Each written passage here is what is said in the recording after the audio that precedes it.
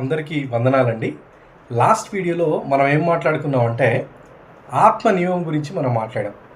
ఆ ఆత్మ నియమం గురించి మనం గతంలో ఏమని చెప్పుకున్నామంటే దేవుడు దగ్గరికి వచ్చినప్పుడు మనకు అనుగ్రహించబడేటువంటి ఆత్మ గురించి మాట్లాడుకున్నాం. అయితే ఆ ఆత్మ నియమం అంటే ఏమనుకుంటున్నారంటే ఇప్పుడు ఆత్మ నియమం ఎప్పుడైతే మనలోకి వస్తుందో ఆ నియమంలో ఉన్న వాళ్ళు వాళ్ళ యొక్క బలహీనతలు పాపపు బలహీనతలు చూడండి. ఇక్కడ పాపము అని నేను వాడినప్పుడు ఒకటి అర్థం చేసుకోవాలి. పాపం అంటే అదేదో కొత్తదేదో కాదండి. ఇప్పుడు క్రైస్తవులు ఎప్పుడు పాపులు అంటూ ఉంటారు అంటున్నారు కదా.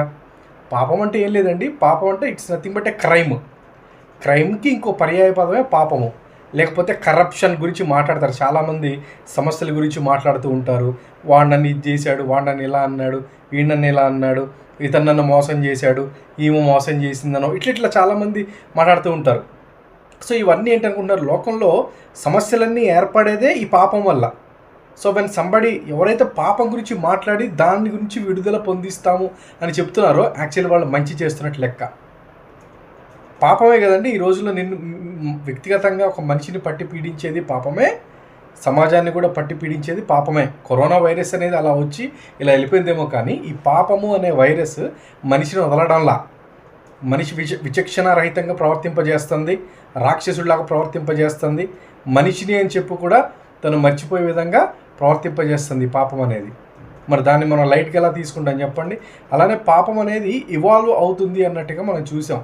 అది ఎక్స్పాండ్ అవుతూ ఉంది. దానివల్ల ఎంతో ప్రమాదము లోకానికి అని చెప్పాను నేను. నిజంగానే ప్రమాదం అండి లోకానికి. పాపం వల్లే లోకం అంతమైపోవడానికి కూడా పాపమే కారణం అవ్వచ్చు. మనిషి ఎప్పుడైతే సాతానుగా సంపూర్ణంగా మారిపోతాడో అయిపోయినట్టే. ఇప్పుడు మనిషి ఏం చేస్తాడంటే కొంచెం మంచిగా ఉంటున్నాడు, కొంచెం చెడుగా ఉంటున్నాడు. దేవుని ఉద్దేశం ఏంటంటే మనిషి సంపూర్ణంగా మంచిగా ఉండాలి అని చెప్పి. సో ఆ స్టేట్ని మనిషి అచీవ్ చేయాలన్న ఆలోచన కూడా లేదు. ఎందుకంటే అది కష్టం, ఒక మనిషి వల్ల అవ్వదు. దానికి ఎప్పుడు సాధ్యపడుతుందంటే డివైన్ ఎంపవర్మెంట్. చూడండి, ఈ ఆత్మ నియమం అంటే దేవుడే అనుగ్రహించే ఆత్మ నియమం వల్లనే ఇది సాధ్యపడుతుంది తప్ప ఇక దేనివల్ల కాదండి. ఈ ఆత్మ నియమం అంటే ఏమనుకుంటున్నారు? ఇట్స్ ఎ డివైన్, దైవము నిన్ను బలపరచడం, లేదా దేవుడే వచ్చి నీలో నివసించి తన కార్యాలు చేయడం. ఇప్పుడు చూడండి, వాళ్ళకి దయ్యం పట్టింది, ఇట్లా మాట్లాడుతున్నాడు, ఇలా కొడుతున్నాడు, పిచ్చోళ్ళ చేస్తున్నాడని. అంటే ఏంటది? సాతానుడు మనుషుల్లో నివసిస్తూ తన కార్యాలు చేస్తున్నాడు. Is destroying everything.